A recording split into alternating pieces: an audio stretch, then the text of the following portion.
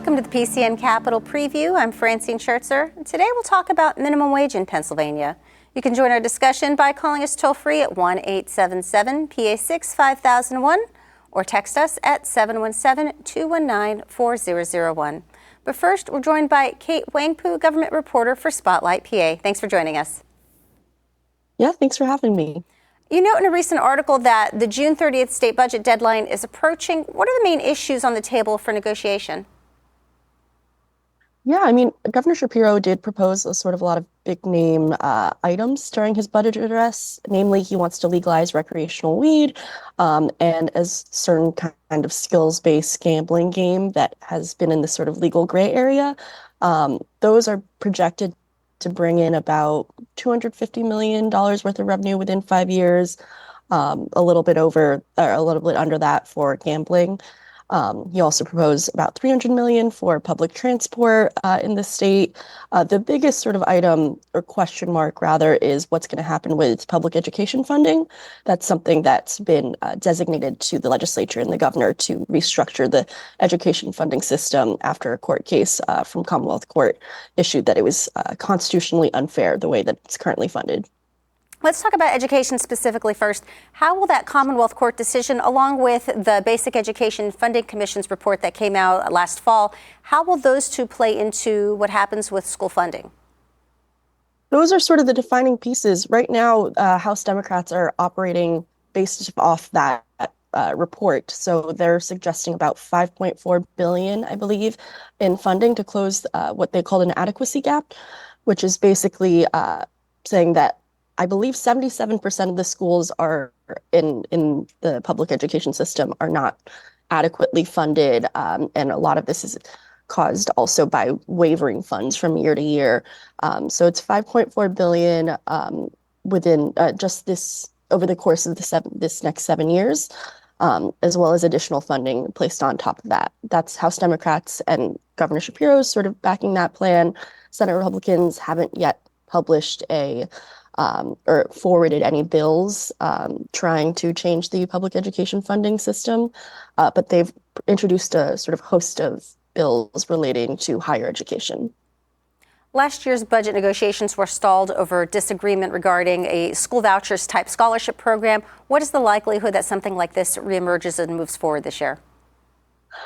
I mean, the Senate Republicans have forwarded the same bill outside of or through the Education Committee. It's currently waiting in the Senate floor, and I believe they're back on June 3rd, so presumably they'll be voting on it then. Really, none of the pieces have changed that much. Governor Shapiro has still said he backs school vouchers. House Democrats still say they're not for it. So functionally, not much of the positioning on that issue has changed. How would you characterize the governor's working relationship, particularly with the Republican caucuses, after last year's budget was delayed? After last year's budget, it was definitely a sore spot. President Pro Tem Kim Ward went on the record publicly and sort of criticized the dealings with Shapiro and actually, I think, she said she preferred dealing with Governor Wolf. But I believe in recent remarks from Majority Leader Pittman and the Appropriations Chair Scott Martin, they had both sort of applauded or nudged at Shapiro, saying, thank you for signaling your willingness to work on certain issues that the Senate Republicans have also prioritized. Earlier this month, the Senate Republican caucus pushed a bill through the Senate that would use part of the rainy day fund to lower the personal income tax, as well as an energy-related tax. How is the Democratic-led House responding to this plan? So far, they haven't definitively had any firm statements on it. They said that they're open to some form of tax cuts, but not specifically the Senate Republican plan. So I think the comment from Leader Matt Bradford on the House Democrats side was that he was open to a combination of tax cuts and investments, but wasn't sure that the Senate Republican plan encompassed all that they wanted to achieve with this budget negotiation. So everything's still very much on the table for this upcoming budget month. A few moments ago, you mentioned some other components that could potentially be part of the budget, including mass transit funding boost, legalizing recreational marijuana, taxing skill games, and dueling programs for higher education funding. What do you think has a likelihood of agreement and potentially moving forward? I know that the appropriations chair, Scott Martin, said that skills-based game, that was definitely something that there was a lot of agreement upon. I think that legalizing recreational marijuana might be more of a tough sell. I believe that Leader Pittman said that it was a wide range of opinions within his caucus. Similarly, I think, again, with budget month, a lot of things are always still on the table, so it'll be hard to tell prior to, the final days counting down to June 30th. But it seems like skills-based game for sure is something that there's a lot of agreement upon. What will you be keeping your eye on as you continue to cover the state budget over the next 5 weeks? I think school vouchers is definitely one to see if it sort of muddies up the waters again, because that's an issue that never really got resolved. And I'm also interested to see how PASHE, the higher education system, gets restructured, just because there is a decent amount of overlap between the Shapiro and Senate Republicans' plan in terms of performance-based formula. It's just whether or not how many of the higher education systems in the state get included into that. And state-related universities also typically become politicized, so to see what happens there will be interesting. Kate Wingpoo with Spotlight PA, thank you so much for joining us this morning. Yeah, thank you for having me. More of the PCN Capitol Preview after this short break. Welcome back. Our guests today are Representative Don Keefer, a Republican representing York County, and Representative Justin Fleming, a Democrat representing Dauphin County. For the 10th year in a row, the sitting Pennsylvania governor has called for an increase in the minimum wage. Representative Fleming, why has this been a lingering issue in the legislature? Well, it has been because it's been since 2007 since we actually raised the minimum wage to its current level of $7.25. As you know, the House did pass a bill, mostly along partisan lines, to pass House Bill 1500, which is aimed at raising our minimum wage to $15 an hour by the year 2026. It's modeled off of a bill by Senator Dan Laughlin. And, we are hopeful that we can raise wages for people all across the Commonwealth. There's an estimation by the Keystone Research Center that 1.34 million people will benefit from an increase in the minimum wage to $15 an hour. Representative Keefer, why has this issue been in the legislature but not passing for the last 10 years? So right now, with the economy that we have and inflation, there are very few people that are paying minimum wage. And I can say, as a mom of 3, for the past, 10 years, as they've tried to enter the workforce, it's been difficult for them to find a job because the rates or the wages that they're paying are pretty high. They're low, no skill employees, essentially, right? And so minimum wage was never established to be a living wage. It was an entry-level wage, right, where it was a trade-off with employer and employee. So the employer was giving you experience and they were giving you skills. And in trade, you were getting a lower wage, but you had the opportunity to always increase that by demonstrating that now you have a skill or experience that's worth more. A reminder to our viewers, if you'd like to join in our discussion today, our toll-free number is 1-877-PA6-5001, or you can text your question to us at 717-219-4001. Representative Keefer, I want to come back to you. How do you establish what a wage should even be? And I'll use, for example, Senator Christine Tartaglione is proposing a $20 an hour minimum wage. I believe the governor's budget proposal is $15 an hour. Technically, the wage is $7.25. How do you figure out where that number should lie? So it's all relative, right? So we could move it, let's do $30 an hour, right? But everything's going to increase in costs. So, and there are also going to be job losses there because you're going to have those different service industries that just simply can't afford it. So that'll go to automation, which we've seen in our grocery stores. We've seen it in our different restaurants, right, that they have the kiosks. Even ones that are full service restaurants are giving you a tablet at your table to order and to check out. So you're going to continue to see that. It will hurt those that need those jobs, that need that experience. And I will say one other thing to add on to that is maybe it was 3 years ago, I was on the Labor Committee and we did a hearing regarding soft skills. So soft skills being showing up to work on time, please and thank you, manners, all those types of things. And I remember it was universal with all our colleagues going, what? You want us to appropriate funding for soft skills? Isn't this just fundamental things that employees learn as they come up through the workforce, or that they learn from schools or parents? And they said, well, this isn't happening. Not everyone has a job in high school. And so this is why it's needed. So again, there are give and take, but you go to $30 an hour, right? This is when you're going to start seeing $6 for a gallon of gas, $7 for a gallon of milk. It's all relative, and everything, it's basic economics. So everything will increase in prices. Representative Fleming, what are your thoughts on how do you determine what the appropriate rate should be? Well, I think the market, in some ways, it does decide. And I would argue that in this instance, the market has in fact decided. I mean, if you look at our neighboring states, Pennsylvania is an outlier in only offering a $7.25 minimum wage.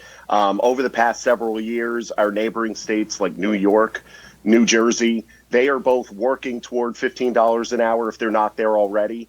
Maryland and Delaware, the same thing is happening. Ohio, and even in fact West Virginia, has a minimum wage of $10.10 as we sit here today.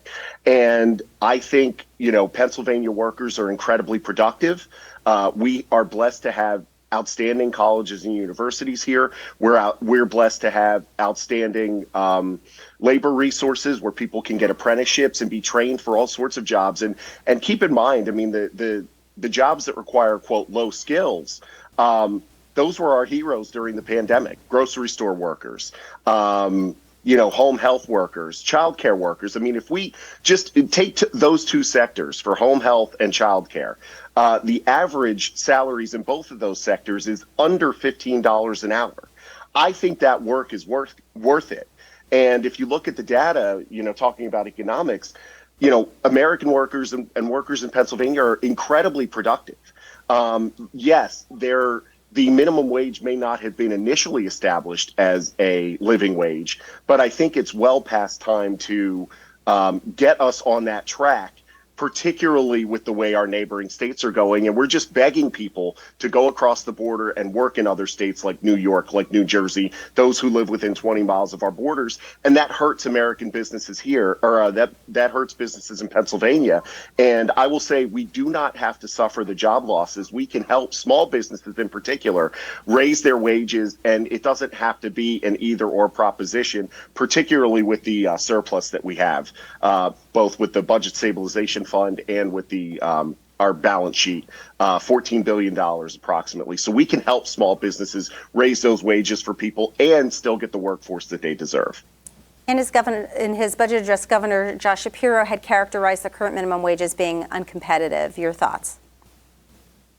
Oh, he's absolutely right. And it's just because of what I mentioned. I mean, look, our neighboring states have already made this move. Again, the free market has decided on this matter, and we've got some great advocates in the House, Ronnie Green, Patty Kim, for many, many years, who have pushed this. And I'm happy to be a part of it, because we need to make sure that people can afford, childcare, food, housing. I mean, one of the big things in our market that has changed is the cost of housing. We need to raise the wage in order to meet that demand. So, but with that, right, I have convenience stores that are paying $17, $16 an hour. I don't know anybody that I can think of that's paying the minimum wage rate, because simply employees will not work for it. So that's almost a misnomer as far as being competitive. I agree. I want to keep those individuals here. But if you're talking about we can help those small businesses, if government's going to subsidize small businesses to pay those wages, how do you ever break that cycle? And so now it really isn't a free market, right? Because it's now government is manipulating that market. So that's a concern with me on that front. You also have where you have some disability workers, right? And you have some of these centers that will offer different types of work that they will contract out to these centers. And so they pay a lower rate. It's not really necessarily for a job, but it's to give them a sense of purpose and a skill. And then they are excited that at certain levels that they have gotten these different wages. Also, your nonprofits, those are retired individuals. They're not really necessarily looking at it for an income. It's a quasi volunteer and then minimum wage, or it's often a little higher than minimum wage, but it helps our nonprofits, it helps our communities. So there's a balance that's got to be here, but it will have a huge impact. It will hurt those that we claim that we're trying to help the most, right? It will hurt them the most because we have our IFO, the Independent Fiscal Office, actually vetted House Bill 1500, which is the minimum wage bill. And they estimated 30,000 jobs would be lost with the passage of that once the $15 comes into effect in 2024. Then the NFIB did a study as well. They came up with 35,000. So they're both in the same ballpark of jobs that will be lost. So how we're going to keep them here, what, more credits, tax credits? What are we going to do? So then you're subsidizing. So it's really a false market that you have. And the housing market's a perfect example. We continue to subsidize and subsidize and subsidize the housing market, and the prices do nothing but go up. There was just recently a development, neighboring district in mine, and I know my son and a couple kids that he worked with at the diner were going to go check out the apartments. And a 2-bedroom apartment was $1,800. Now, in Northern York County, what I represent, that is not affordable living, right? But they got subsidized from the Commonwealth for that development. So we got to see it actually play out in real time, that it actually does work, because the state subsidizing that and that us realizing $1,800 2-bedroom apartments is not affordable housing. Representative Keefer, I'm sorry, go ahead. I'm sorry, just a quick response. I mean, with all due respect to Representative Keefer, and I've known her for many years, I mean, we're just not seeing that in other states. The doom and gloom scenario, the job losses, yes, there may be a little bit of automation that happens, but if it was having that sort of effect in other states, then we would see them rolling back the wage increase that they've already done. And we're simply not seeing that. So Pennsylvania is not an outlier in that regard. I mean, if we were seeing those kinds of effects in other states of massive job losses and things, this is not something that I would be pushing for, but we're just not seeing that in the states that have already made this move. Who are the minimum wage workers? Is there a typical demographic or age?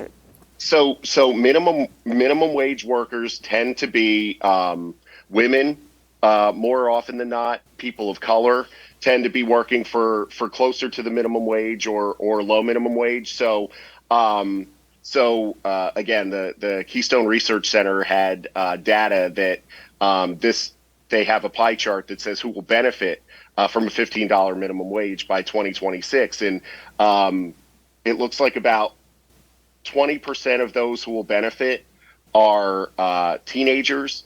Half are between the ages of 20 and 39 years old. So this prevailing wisdom that, oh, well, nobody's making it, and we're not going to see a benefit necessarily from increasing it. That's just simply not true. I mean, half of all workers between the age of 20 and 39 will benefit, as well as about 15% of workers between 40 and 54. Looks like about 10% of workers between 55 and 64, and about 5% over the age of 65. Now, but it's a total of 1%, correct? But you're talking about 1%. 1% of our workforce in Pennsylvania is making minimum wage.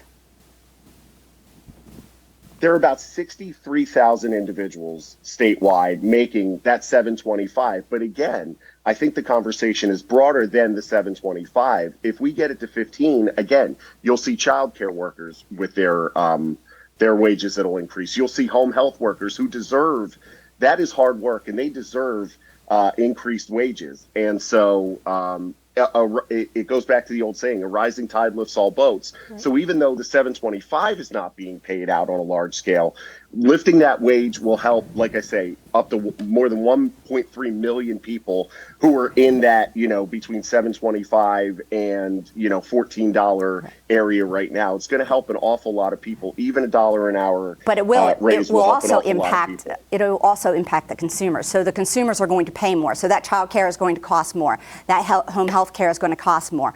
All your consumables are going to cost more because you have to pay more for that labor. But again, then then why is it working in New Jersey and New York and Maryland and Delaware and even West Virginia, like I said, that pays 10.10? I mean, yes, it may cost slightly more, but I believe the benefits are worth that slight increase that we may experience. Right. And so right now, when we're dealing with record inflation under this administration, now we're going to compound that with a minimum wage increase it's compounding. So it's not necessarily just that percentage that's earning minimum wage, but some salaries are based upon the minimum wage. So it's XYZ percent of the minimum wage. So it's a compounding effect there. So the breadth will be wide, and it will absolutely hurt consumers on those day-to-day living expenses. What policies can help low-wage earners beyond increasing the minimum wage? I'm sorry, say that again. What kind of policies can help low-wage earners besides increasing the minimum wage? What other things can the legislature do? So regulation would be a huge one. So with kids, they continue to increase the age that they can work, the number of hours, which is restricting. Not all jobs are high-risk jobs, right? And there's a balance that can be there, but we hurt them with those types of regulations and getting hours for the kids. Other low-wage workers, different things that we license that don't necessarily need to be licensed.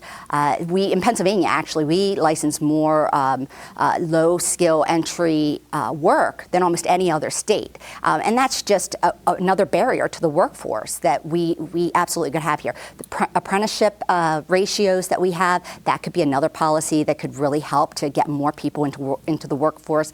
Those that might be at minimum wage, right, they could actually come in at a higher wage and also be on a quicker trajectory to get higher wages.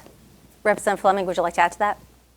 Yeah, absolutely. And that's an excellent point, Rep. Keefer. I mean, I worked during my advocacy work for mental health in children, I worked in a lot with the professional licensure field and licensing those, I mean, hairdressers and things like that, barbers. I mean, at one time that may have made sense, but that you're right, that does operate as a barrier. I think the other thing too is, and we've seen Governor Shapiro go in this direction, additional investment in community college and higher education.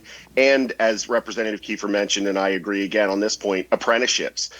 We have a proud labor tradition in Pennsylvania. We have, I think just as a matter of, when we talk about earnings and wages, part of the issue here is student loan debt. I think it's absolutely linked. And, I think we made a horrible mistake for decades telling kids that their only way to success in the United States was through a 4-year degree.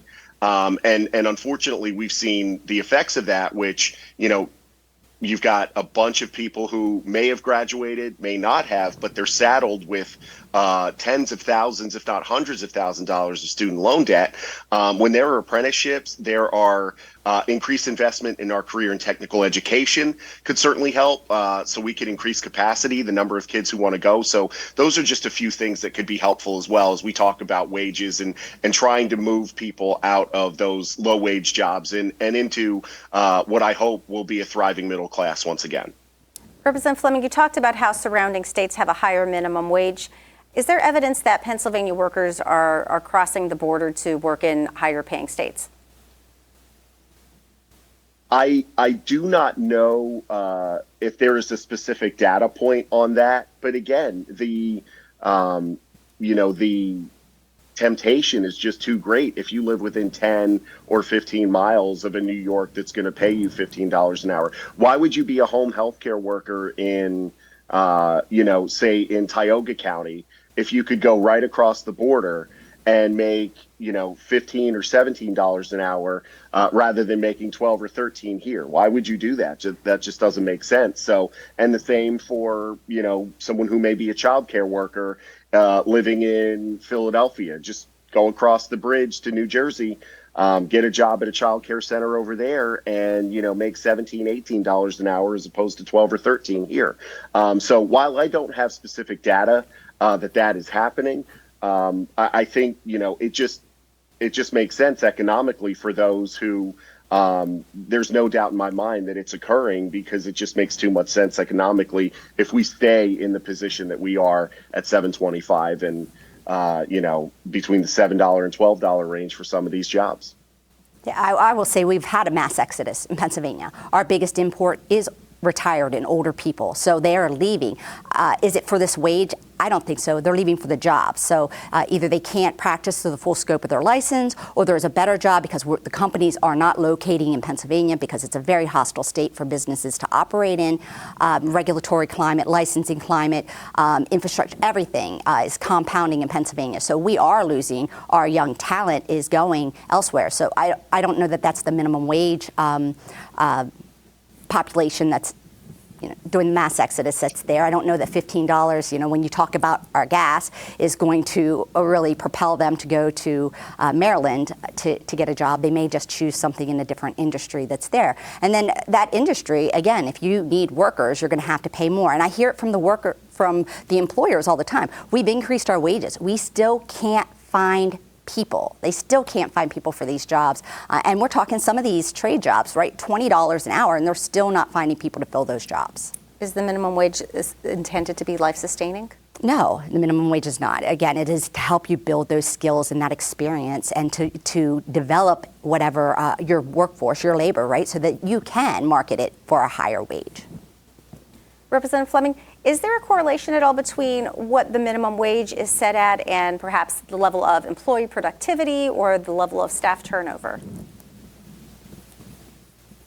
Well, I would think that, I think if it all goes sort of in the same realm. If you treat your workers well, if you pay them a fair wage, then you'll likely have less turnover. I think, and I agree with what Representative Keefer said. Minimum wage was not meant to be life sustaining, but I do not believe that sitting here and continuing to watch the problem get worse and having nothing that we do about it is the answer. Going back to your earlier question about the characteristics of a minimum wage worker. 68% of those workers are female. Like I said, they're much likely to be people of color. And so when we talk about things like trying to make sure that we build a society and a workforce that everyone can prosper in, I think, addressing the minimum wage is one of those things. The other thing I would say is, a lot of folks who are in this, $7.25 to $13 an hour range that they're making, a lot of them have children. And so we can, as a former child advocate, we can get kids off to a better start economically if we make this investment, if we do these things that our neighboring states have done. And make sure that we, again, have parents who can afford to send their kids to childcare. We've taken a great step in that direction with the child and dependent care tax credit that we passed earlier this year.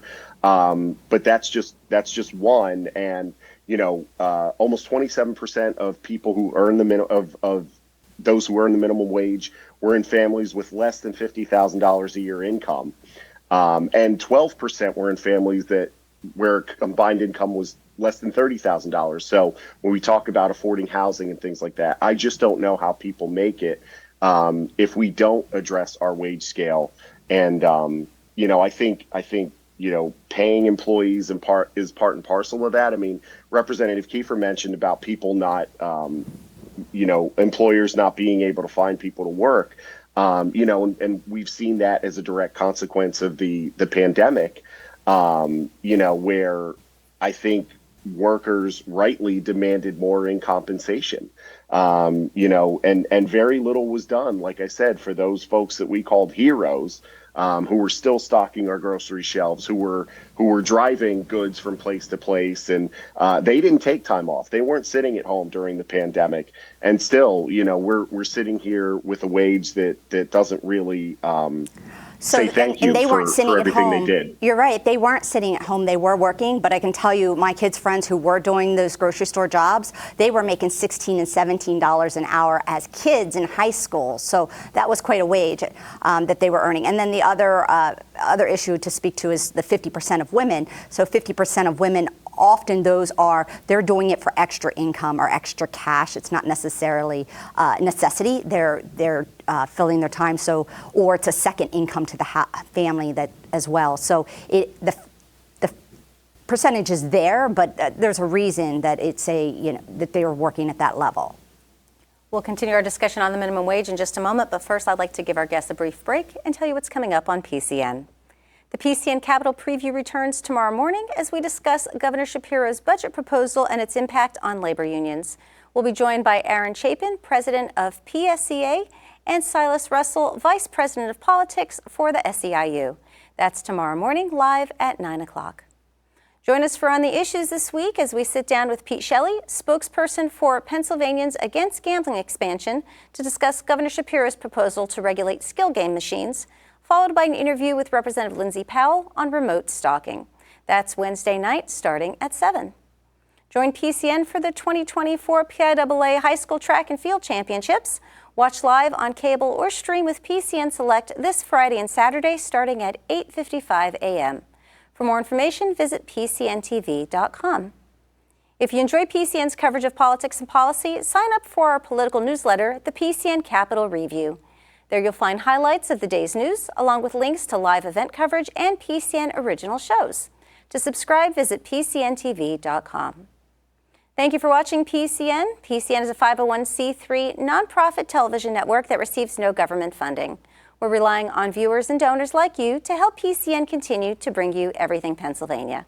To make a donation, visit PCNTV.com. Let's get back into our discussion now on the minimum wage. A reminder, viewers, if you'd like to join in, our toll-free number is 1-877-PA6-5001, or you can text us 717-219-4001. Representative Fleming, we'll come back to you as we were talking about the minimum wage. Is there a correlation between increasing the minimum wage and the amount of people that would continue to receive benefits through the Department of Human Services?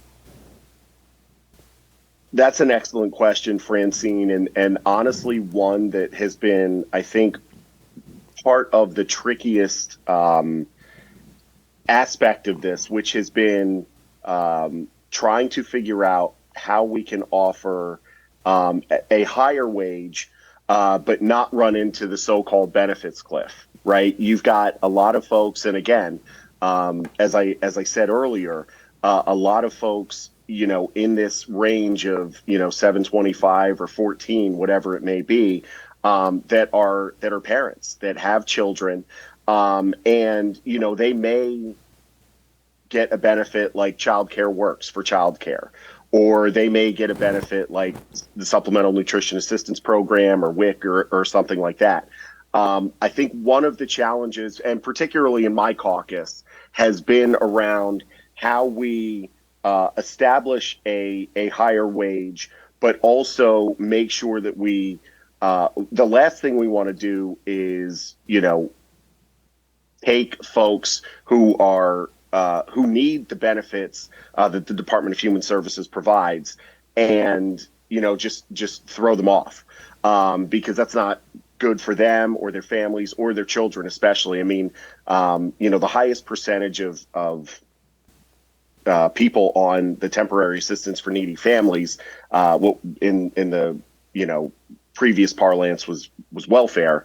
The highest percentage of individuals on TANF are children, and so this would not be a good situation if we increase wages but don't address the benefits cliff, to where they can still have those benefits and provide, have the things that they need for their families. But I mean, it is a step in the right direction. I think ultimately, if we make the investments we need to make, and folks can, as Representative Keefer was talking about earlier, folks can continue to climb the economic ladder, our spending for those benefits will go down. And overall, that's a good thing.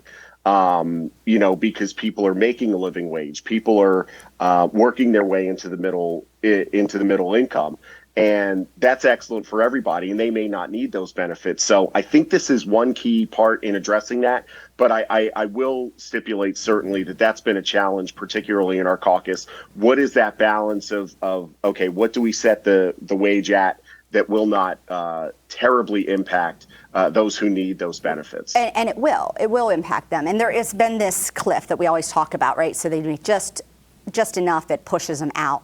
But if they're doubling their income, right? If they're going from $7.50 to $15 an hour, and they're doubling their wages, right? Then they should be ahead of the game, right? They might not need those services anymore. However, they will need those services because the price of childcare is going to go up. It just has to. The price of consumables, groceries, whether it's bread or milk or gas, it will all go up because you'll have to. It's, again, basic economics, and you're going to have to pay more for that labor. It's, businesses are not in business to lose money, so it will all be adjusted, and again, it will be compounded into the commodities that they are all consuming. Representative Keefer, can you take us through what would a minimum wage increase mean from the perspective of a small business owner?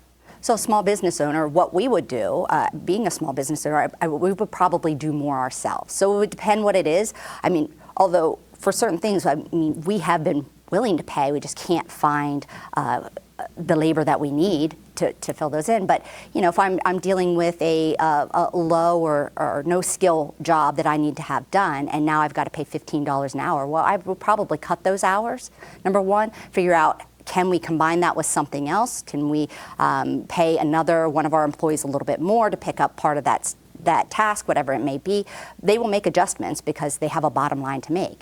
And they only have so much, especially when you're getting into restaurants. Their profit margins are really narrow. And then the other part of this, we haven't got a ton of details from the governor's proposal, but you're talking about tipped wages as well.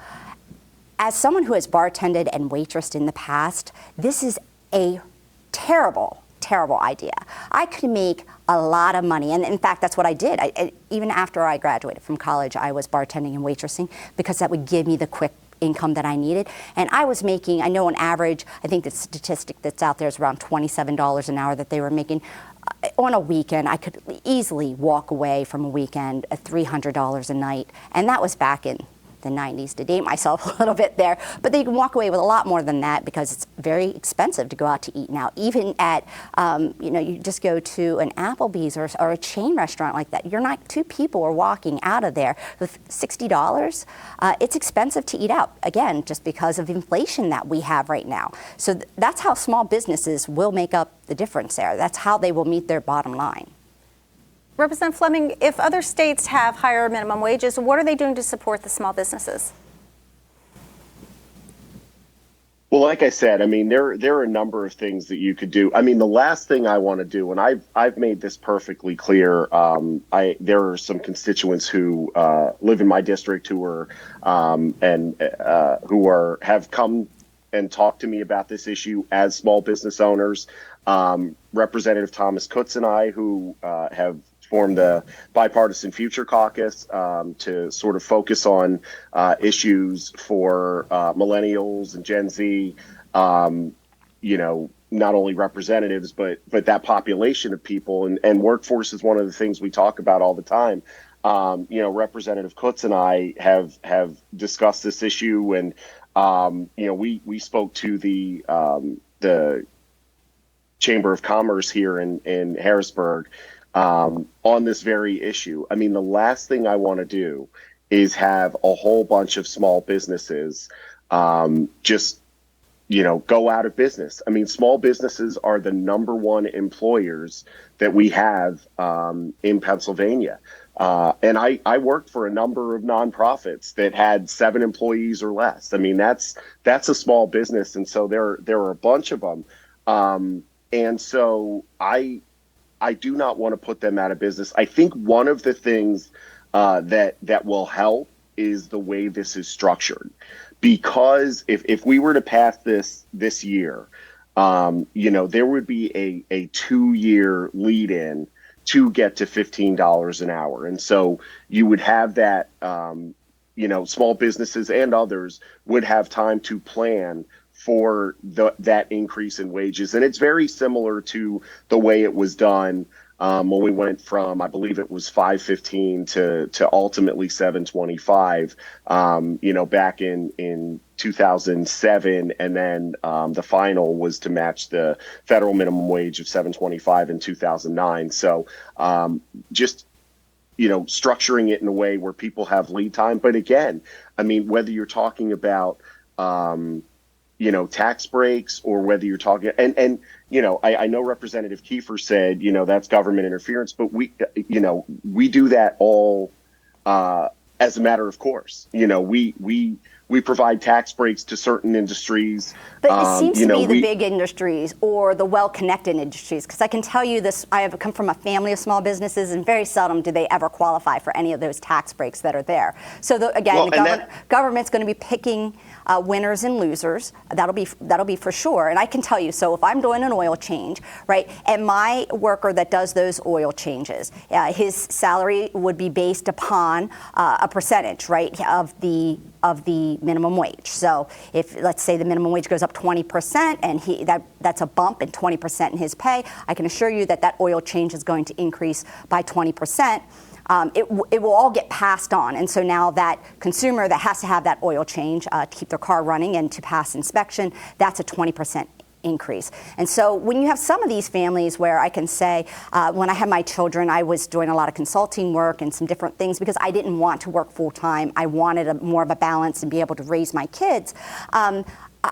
The income was extra. It was, we were trying to do it on one salary, which is very difficult in this Commonwealth. It's difficult in general, right?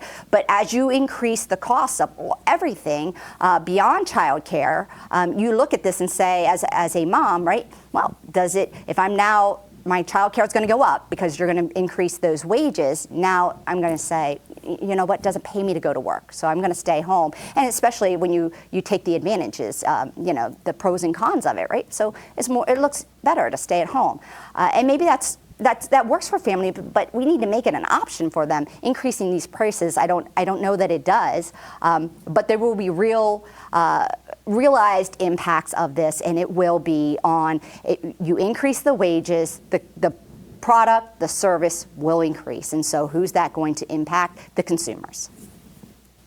Well, but we're also doing it, like I said, over time. So it's not going to be one of these things where, like you said, to use an earlier example, a gallon of milk goes from $4 to $7 overnight.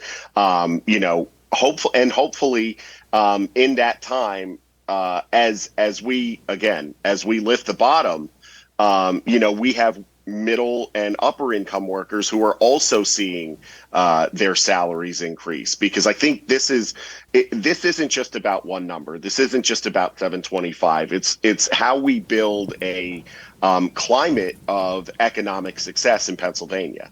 And to your earlier point, I mean, I think it is well past time, to be honest, that we start providing help to small businesses and assistance to small businesses should they need it. And I think this is one area that would be welcomed, to be honest. If we can have small businesses offer their workers more money to attract a better, more qualified workforce, I think they would welcome this opportunity. Right, and we have a lot of workforce development programs in place. In fact, we just recently in labor, we were requesting, let's just reassess what we have and make sure what we have in place actually works. So there's a lot of that already, and I can say as a small business owner, we can make it work. It's all the government red tape, regulations, picking winners and losers, right? My competitor gets my tax dollars. I don't get them. I pay them, but I don't get any of those, whether it's a tax break or a grant or whatever it is.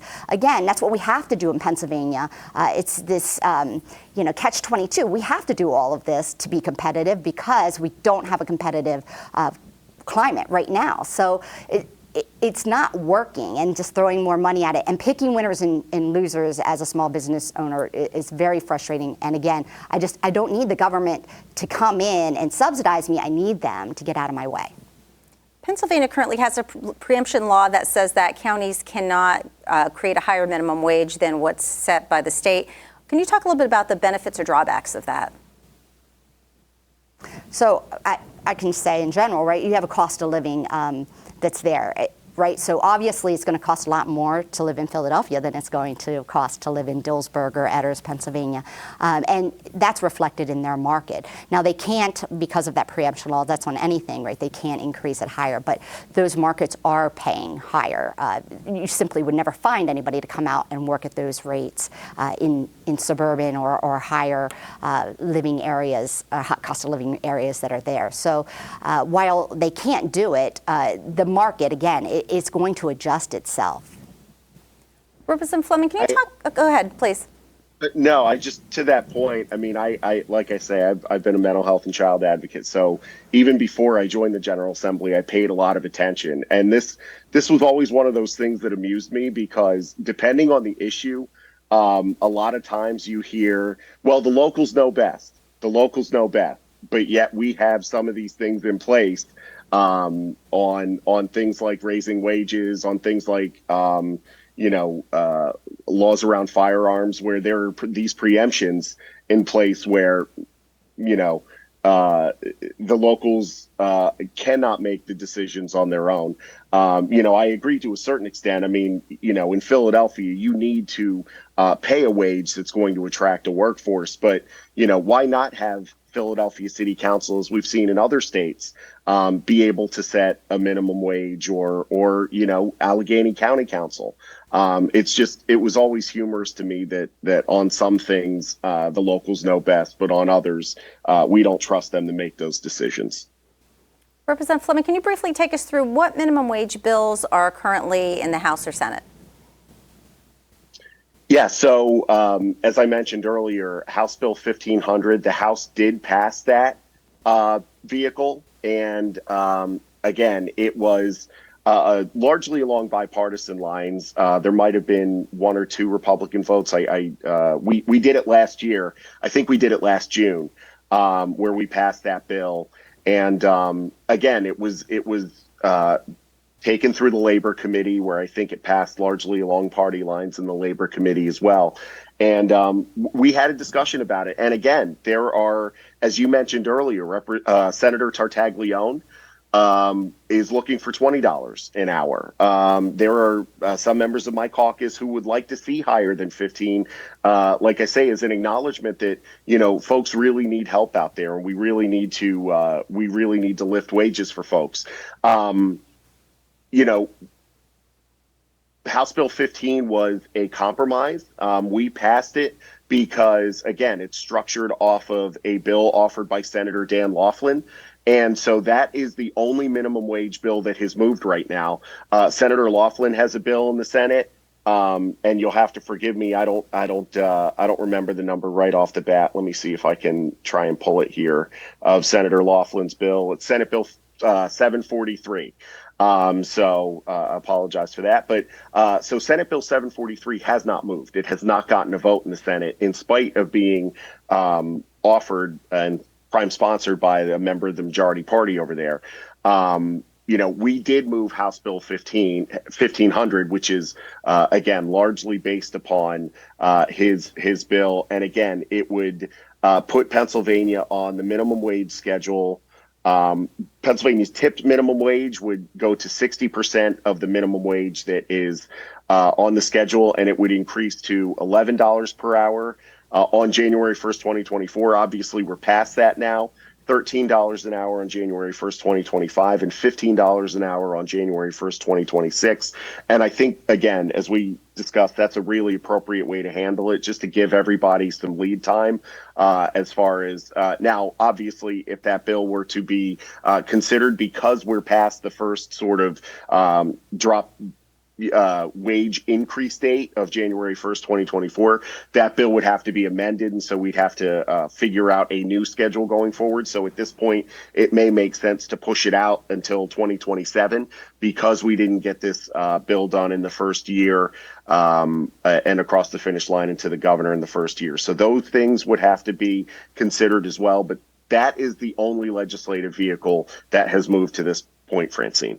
Representative Keefer, just a moment or two left, but briefly, I'd like to give you a chance to respond. Any situation that you foresee support of either of the Republican caucuses for a minimum wage increase? of my support for it. So I don't support it right now the way that it's written. There's just too many caveats that are there. One of them was we have a couple of these centers for disabilities where they have a contract with Apple, and they put together the boxes. So now they're going to pay $15 an hour to put together these boxes. Apple has a machine in place. They can put together these boxes mechanically. They do it to provide skill, something for them to do, and they make compensation for it. Those types of things will go away.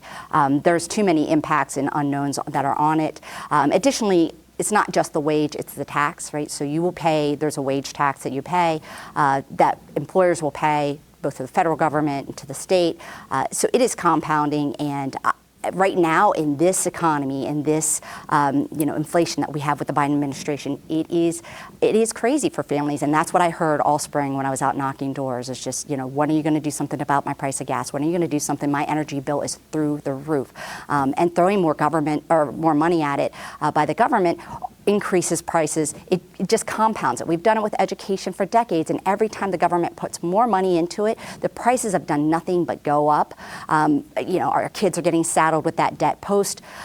So you have it with almost everything that we do. When we get involved and we put money into it, it just increases the price point that's there. So it's not balancing itself, and it's not helping consumers. Unfortunately, we have to stop right there. Representative Keefer, Representative Fleming, thank you both for joining us. Thank you.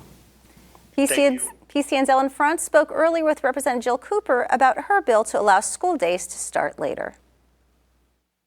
Welcome to our program. You are proposing a bill to delay school start times. What prompted you to create this bill? Good morning, Ellen. Thank you for having me. I had a constituent who is a doctor in sleep neurology come into my office and basically talk to me about this issue and go through the data. There was a study done in 2019, a resolution put forth by both houses to look into this into some detail to see what actually the scientific data stated.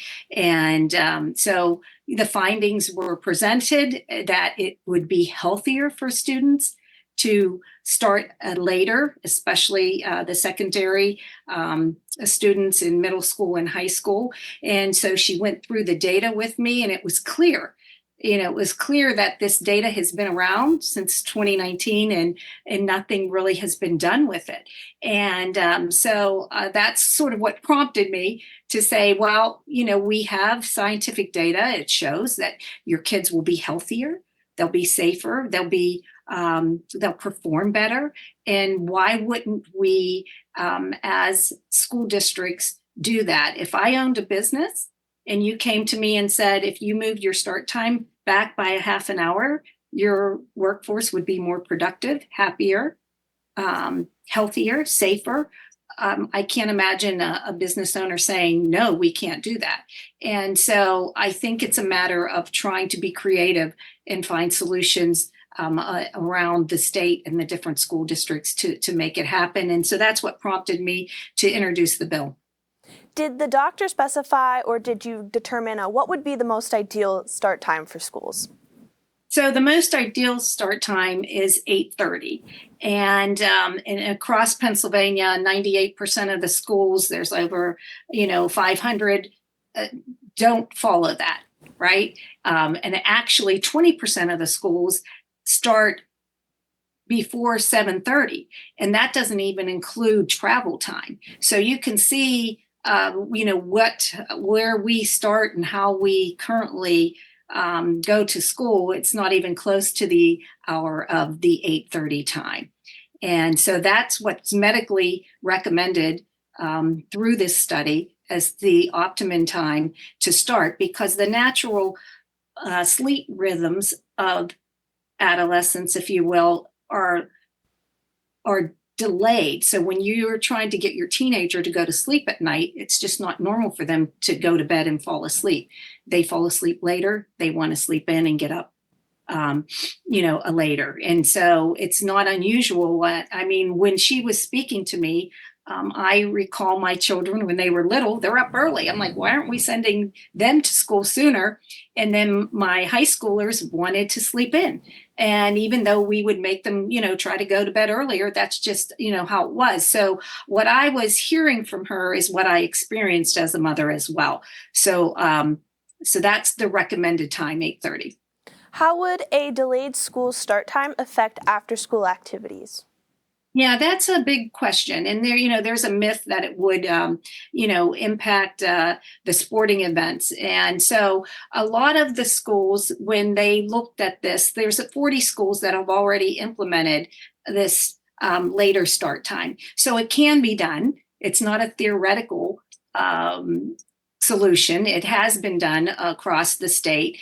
And so when they've had that happen, they are able to make adjustments to the schedule so that you aren't impacting after school activities. One type of solution, a number of schools have moved the gym requirement in high school to the last period. So therefore, if there's sporting activities, they can leave earlier. They're not missing a class, not that gym class is bad, but if they're in a sport, they're typically, active anyway. And so there's different things you can do and be creative with the solutions to make that happen so that you're still competing at the same times of other school districts that might not have moved their date or start time. Do other states have anything like this in place?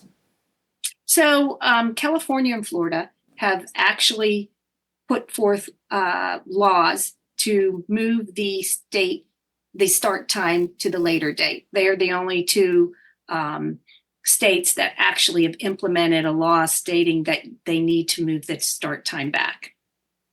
I know you said you've heard from doctors and medical professionals, but have you heard from any educational professionals like teachers or other staff members? Yeah, I've met with a number of my superintendents, and this isn't, they all agree that, if you walk around in the high school in the morning classes, the kids are really not waking up until later. So I think people believe the data. They know it's accurate. It's another thing to implement it because you do have challenges with trying to make a change anytime you make any kind of change because people have their work schedules already established around start times. And so it can be disruptive for the district. And so, when talking to some of the school districts that have absolutely gone through the process, you learn how they did that. So it's not something that you say, okay, we're changing tomorrow. You do a survey, you get input from all the stakeholders in the community, and you then work inside of that by educating them to show that this really is better for your child.